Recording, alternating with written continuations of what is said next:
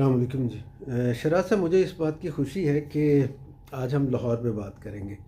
तो लाहौर मेरा पसंदीदा शहर है। मैं लाहौर में पैदा हुआ और लाहौर की तारीख़ और इसके लोगों और सकाफ़त पे मेरा थोड़ा बहुत काम है। अरमगान लाहौर आप जानते हैं मेरी किताब में। तो लाहौर का जब ज़िक्र आता है तो मैं इसकी तारीख़ को तकसीम करता हूँ मुख्तलिफ़ ज़मानों में। पहले तो ये है कि मुसलमानों के आने से पहले का लाहौर वो कब तक था और कैसा था। फिर जब मुसलमान आए तो फिर लाहौर कैसा हुआ, और मुसलमानों के बाद फिर यहाँ पे सिख पीरियड रहा। सिख पीरियड में लाहौर में क्या क्या हुआ, और फिर हमने देखा कि अंग्रेज़ दौर, आज का जो जदीद लाहौर है, ये इसकी अक्सर इमारत जो हैं वो अंग्रेज़ दौर में तामीर हुई। और फिर हम देखते हैं कि पाकिस्तान बन गया, और पाकिस्तान बनने के बाद का लाहौर जो है वो कैसा हमें अब दिखाई देता है। लोग आम तौर पे ये बात करते हैं कि लाहौर कितना पुराना है। तो यहाँ पे कार्बन के जो नमूने कुछ एक्सपर्ट्स ने उनको टेस्ट किया, तो इससे पता चलता है कि लाहौर 2,500 से 3,000 साल पुराना शहर है। और ये जो रावी है ना जिसके किनारे लाहौर आबाद है, इसे पहले प्रोशनी कहते थे इस दरिया को, फिर इसे अरावती कहने लगे, और फिर इसका नाम रावी पड़ गया। तो रावी जो है ये इसका पड़ाव था। ये लाहौर शहर जो है, कह लें कि हो सकता है कि 2,500 साल पहले या 3,000 साल पहले की जब लाहौर की हम बात करते हैं तो उस वक्त ये घाट हो, शुमाल की तरफ से जो काफ़िले आते थे, लश्कर आते थे या लोग आते थे, तो वो इस घाट से दरिया को पार किया करते थे। तो इस तरफ वाला जो किनारा है, जिसके किनारे लाहौर शहर आबाद है, तो ये उस वक्त अरावती का घाट कहलाता हो, जिसके इम्कानात मौजूद हैं। जो रामचंद्र जी थे, उनके 2 बेटे थे इस जगह पे, और वहाँ पे एक बेटे के नाम से लाहौर आबाद हुआ, उसका नाम लोहू था, और दूसरा बेटा जो कसू था उसके नाम के साथ कसूर शहर आबाद हुआ, जो लाहौर से 35-36 किलोमीटर के फासले पे जनूब में वाक़ है। दोनों शहर जो हैं, इनकी अगर अंदरूनी साख्त, गलियों की स्ट्रक्चर और लोगों का मिजाज देखें तो वो भी खासा मिलता जुलता है।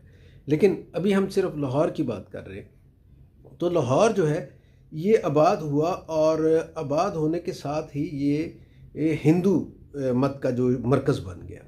और यहाँ पे ये उस तरह का मरकज़ तो नहीं था जैसे बनारस वगैरह को हम समझते हैं, क्योंकि पंजाब में हमेशा खुशहाल रहा है आम आदमी।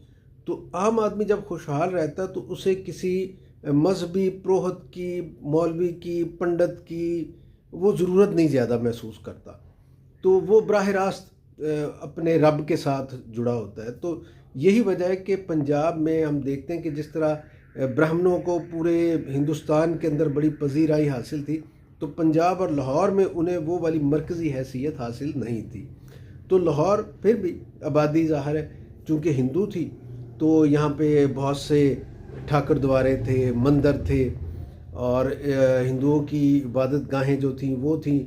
दरिया रावी के किनारे बहुत सी उनकी इबादत गाहें थी। और सिर्फ लाहौर शहर नहीं, बल्कि लाहौर शहर के करीब जो इलाके दूसरे आते थे रावी के किनारे किनारे, वहाँ पे भी यही सूरत हाल थी। तो ये शहर जो है बुनियादी तौर पे हिंदू मत का एक फेस था। और यही वजह है कि जब महमूद गजनवी अपना लश्कर लेके आए, तो उन्हें सबसे पहले जयपाल और आनंदपाल जो थे यहाँ पे लाहौर के हुक्मरान जो थे, उनसे मुकाबला करना पड़ा। तो लोग कुछ कहते हैं कि जनाब उससे पहले तो यहाँ पे था ही नहीं, या फिर ये वो एक मिसाल, मुझे नहीं मालूम कि वो कहाँ से आ गई मिसाल, जिसको वो कहते हैं कि कशफुल महजूब में भी है, लेकिन मुझे उसकी सदाकत पे कुछ शक है। कि कहा जाता है कि किसी ने हज़रत दाता गंज बख्श से पूछा कि लाहौर कहाँ पे, तो उन्होंने कहा नवाह मुल्तान में।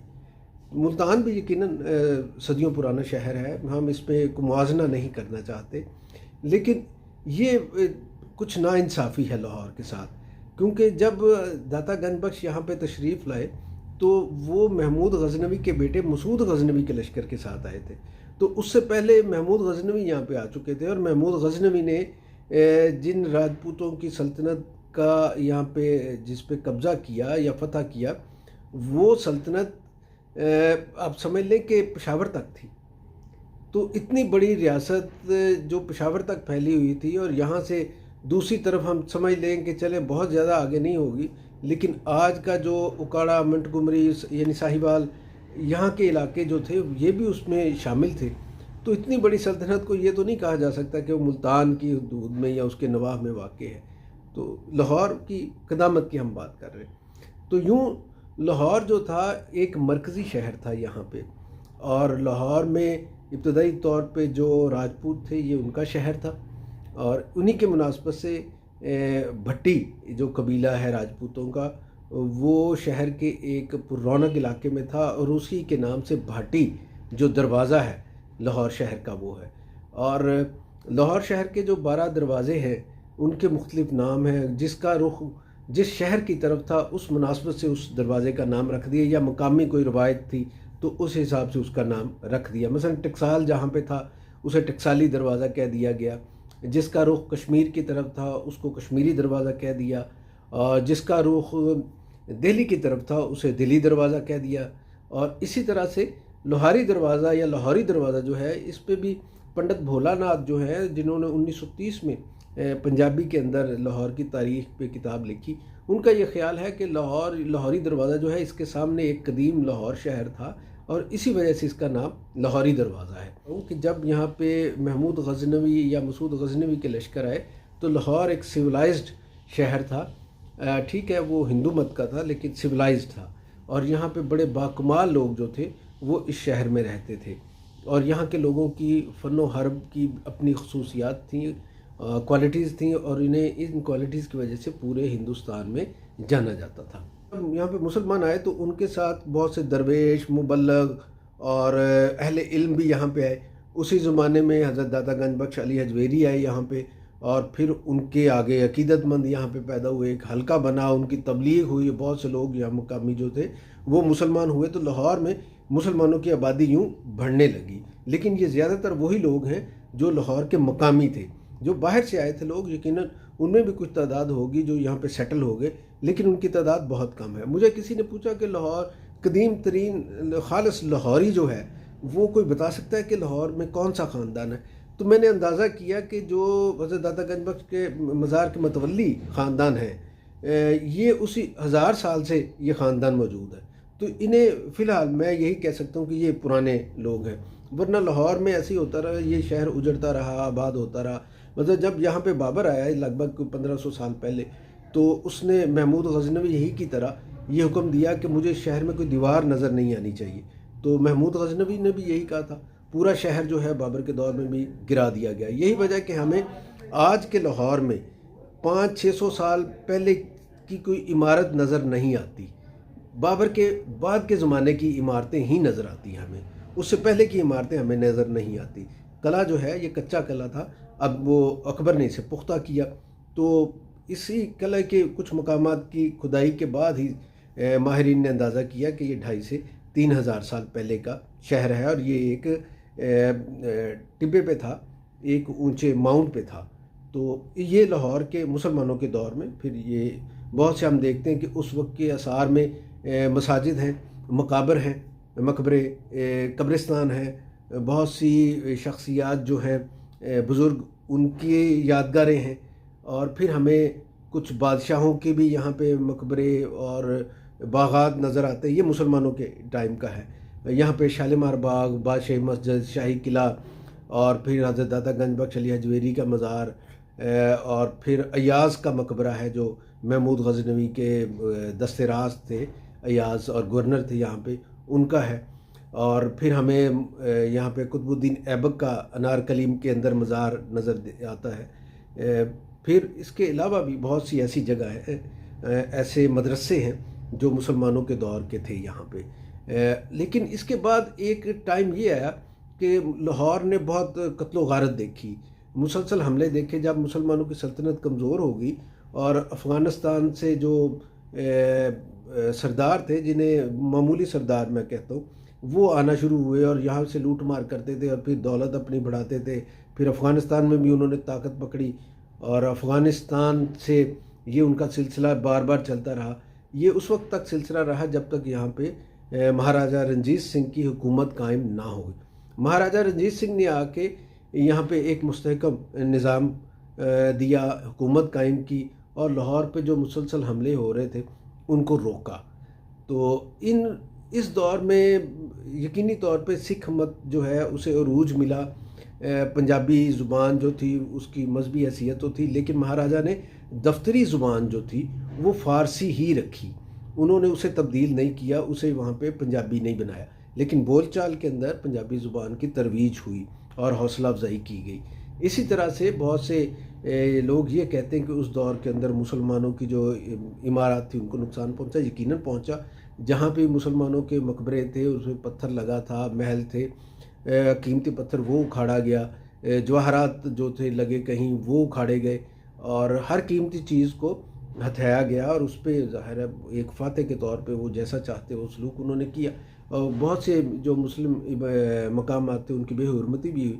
लेकिन ये भी सच है कि उसी दौर के अंदर महाराजा रंजीत सिंह ने अपने दरबार में कई मुसलमान जो थे उनको वज़ीर रखा, फ़कीर नूरुद्दीन और उनके भाई को वज़ीर बनाए रखा और फिर उनके हवाले से कुछ सिफारशात भी वो कबूल करते थे। उन्होंने कई यहाँ पे मसाजिद भी बनाई और माई मोरा जो उनकी बेगम थी उनके ख्वाहिश पे एक मस्जिद बनाई, मोरा मस्जिद। इसके अलावा भी और फिर शाह हुसैन का जो मकबरा है शालीमार बाग के पास, वहाँ पे मेले का सिलसिला बहुत बड़ा होता था और शाह हुसैन वही हैं जिनकी काफ़ी बड़ी मशहूर है माए नी मैं किनू आखा दर्द विछोड़े दा हाल नहीं। तो फिर दुल्ला भट्टी की मैंने एक रिसर्च की थी कि लाहौर के मियानी साहब कब्रिस्तान में दुल्ला भट्टी की कब्र है जो शाह हुसैन के साथ थे और जिन्होंने अकबर बादशाह को ललकारा था और कहा था कि तुम तो हमलावर हो, हम यहाँ के मकामी बाशिंदे, हम तुम्हें लगान या टैक्स क्यों दें। तो दुल्ला भट्टी का एक बड़ा करैक्टर है पंजाब का। तो ये जो चीज़ें हैं ये मुसलमानों के दौर में रही और फिर महाराजा रंजीत सिंह तक आई। महाराजा रंजीत सिंह और कुछ 40-42 साल उन्होंने हुकूमत की और उनके अहद में अंग्रेज़ को जुर्रत नहीं हुई कि पंजाब में वो आ सके। और फिर उनके बाद उनके जो जानशीन थे उनमें आपस में तख्त नशीनी की लड़ाई रही, 8-10 साल की लड़ाई है और उस लड़ाई का फ़ायदा उठा के फिर अंग्रेज़ ने यहाँ पे 1849 में कब्ज़ा किया। अंग्रेज़ ने 2 शहरों को सब कॉन्टिनेंट के जो थे उनको बहुत तरक्की दी, एक कलकत्ता और दूसरा पंजाब। और मेरा ये ख्याल है कि सकाफ़ती लिहाज से पूरे हिंदुस्तान में जो सबसे नुमायाँ इलाके हैं वो लाहौर और कलकत्ता ही हैं।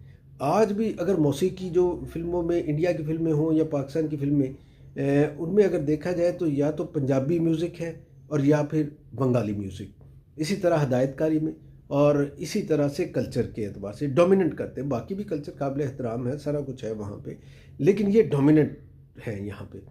तो ये सियाहती दिलचस्पी फिर कैसे बढ़ी, यहाँ पे म्यूज़ियम बना, पंजाब यूनिवर्सिटी बनी और इसके अलावा लाहौर की जो नहर है जो पहले शालीमार बाग तक थी, अंग्रेज़ ने उसे वुसअत दी और आज ये लाहौर शहर की शान है। इसके नई ज़मीनें आबाद हुई, उससे टैक्स मिला अंग्रेज़ को, तो बहुत सहूलियात हुई। इंफ्रास्ट्रक्चर के हवाले से मैं बताता चाहूँ कि लाहौर में कई 5 स्टार 4 स्टार होटल्स हैं, इसके अलावा बड़े अच्छे रेस्टोरेंट्स हैं। लाहौर अपने खानों के लिहाज से जाना जाता है और हज़रत मुजद्दिद अल-अफ़सानी ने कहा था कि लाहौर कुतुबुल इरशाद है, यानी जो चीज़ लाहौर में रवाज पाएगी वो पूरे हिंदुस्तान में रवाज पाएगी, यानी उसका फैशन होगा। तो हम आज भी देखते हैं कि लाहौर में जिस चीज़ को कबूल किया जाता है वो सियासत हो, सकाफ़त हो, वो मौसीकी हो, वो कपड़ों का फैशन हो या किसी शख्सियत की पजीराई हो, जो लाहौर में पजीराई जिसको मिल जाती है वो पूरे दुनिया में उसे मकबूलियत मिलती है। इसी तरह लाहौर किताबों का एक अहम मरकज़ रहा है आज से कई 100 साल पहले से, और लाहौर मुफक्किरीन का रहा है, लाहौर हुनरमंदों का शहर रहा है। और ये एक नुकसान हुआ कि जब यहाँ से हिंदू गए तो लाहौर शहर के इर्द गिर्द महाजरीन आए या नए लोगों ने आके उसे, यही पाकिस्तान के इलाकों से नए लोगों ने आके उसे इर्द गिर्द बसाया, तो उसका नुकसान ये हुआ कि पुराने बहुत से आसार में ये लोग नए आके बैठ गए और इन्होंने बाहर की चीज़ों को छुपा लिया ताकि पता ना लगे कि ये मंदिर है, गुरुद्वारा है या कोई और चीज़ है। तो इस वजह से वो हमें कई यादगारें मिट गई, गवर्नमेंट ने उस पर बर वक्त फ़ैसला नहीं किया। लेकिन फिर भी बहुत से ऐसी जगह हैं, महाराजा रंजीत सिंह की मड़ी है, भाई सुथरे शाह जो हैं उनका उनका समाधि है। इसी तरह से यहाँ पे जो गुरु हैं हिंदू मत के, उनकी यादगारें हैं बहुत से गुरुओं की। और इन इमारत को बनाने वाले कौन थे? नुमाया नाम जो है इसमें सर गंगाराम थे, मेलाराम फैमिली थी, और लाहौर के वो मुखय्यर हिंदू थे जिनकी बहुत यहाँ पे कारोबार था, दुकानें थी, मंडी थी, मंडी में जिनका था, अनारकली में दुकानें थी, लोहारी के इर्द गिर्द थी, सर्कल रोड जिसे हम आज याद करते हैं, सर्कल रोड पे बहुत सा बिजनेस था। फैशन जो था वो बहुत था, एनेक्स की दुकानें थीं, कपड़ों की थी, जूतों की थी, और उस ज़माने के अंदर ज़ेवरात की दुकानें जो जदीद डिज़ाइन के ज़ेवर आते थे तो वो लाहौर की मार्केट में मिलते थे। और फिर साथ साथ हमें ये भी दिखाई देता है कि लाहौर में भारत बैंक जैसे प्रोजेक्ट जो हैं वो शुरू हुए। स्कूल, कॉलेज, यूनिवर्सिटीज़ जो हैं वो अंग्रेज़ दौर के अंदर राइज हुई। उससे पहले इस तरह का तालीमी निज़ाम नहीं था। उससे पहले ऐसे था कि मुसलमानों ने कुछ मदरसे बनाए हुए थे, और जो बाकी थे वो भी घरों में तालीम का रिवाज था ज़्यादातर, बाकी मज़ाहब में भी। तो अंग्रेज़ ने आके बाकायदा एक तालीमी निज़ाम जो है वो लाहौर में मुतारफ़ कराया, और उसी दौर के अंदर हमें ब्रॉडले हॉल बना नज़र आया, लाहौर म्यूज़ियम बना नज़र आया, पंजाब यूनिवर्सिटी बनी, गवर्नमेंट कॉलेज बना, इस्लामिया कॉलेज बना, इस्लामिया कॉलेज सिविल लाइंस की जो बिल्डिंग DAV कॉलेज यहाँ पे था, दयानंद वैदिक कॉलेज, वो बना। और फिर हमें ये हेले कॉलेज जो है बिज़नेस के लिए ये बना नज़र आया। डेंटल हॉस्पिटल और डेंटल कॉलेज लाहौर में जो है वो बना। और साथ ही लाहौर में पहले मुग़ल दौर में और सिख पीरियड के अंदर जो बागात थे वो कन्वेंशनल लेवल के थे, लेकिन जदीद बाग जो था वो लॉरेंस गार्डन जो है वो बना, जिसे अब बाग जना कहा जाता है। तो बाग जना के अंदर या उस वक्त के लॉरेंस गार्डन के अंदर अंग्रेज़ ने इस खित्ते की जितने नबातात हैं वो सारे नमूने के तौर पे रखे, और कहा जाता है कि यहाँ पे 6000 से ज़ायद अक़साम के पौधे और जो बूटे हैं वो मौजूद हैं। तो ये अंग्रेज़ ने ही इसकी कलेक्शन की थी। तो ये एक अच्छी एक अंग्रेज़ ने जो लेगेसी दी वो थी। और फिर उसके अलावा अंग्रेज़ ने जदीद सड़कों का निज़ाम जो है वो मुताबिक करवाया। लाहौर के अंदर रेलवे स्टेशन जो है ये आया, इसकी वजह से ट्रांसपोर्टेशन आसान हुई, एक जदीद ज़रिया लोगों को नकलो हरकत का मिला, और इसमें माल बर्दारी की सहूलत पैदा हुई। तो लाहौर की कमर्शियल वैल्यू जो है वो भी बढ़ी।